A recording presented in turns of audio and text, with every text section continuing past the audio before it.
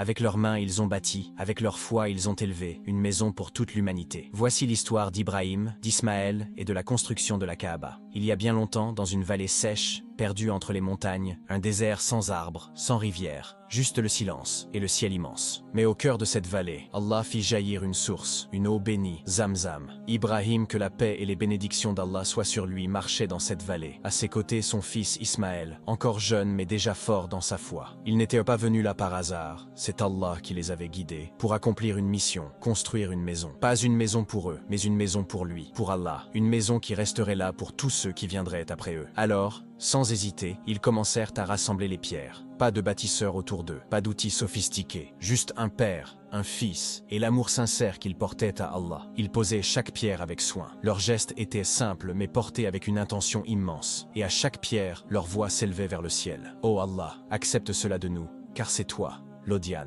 l'Omniscient. » Les murs montaient lentement, pierre après pierre, jusqu'à devenir trop haut. Alors Ibrahim, que la paix et les bénédictions d'Allah soient sur lui, prit une grosse pierre. Il monta dessus, pour continuer à poser les dernières pierres. Cette pierre est encore là aujourd'hui. Elle garde les traces de ses pas, les empreintes d'Ibrahim gravées dans la pierre. On l'appelle Maqam Ibrahim.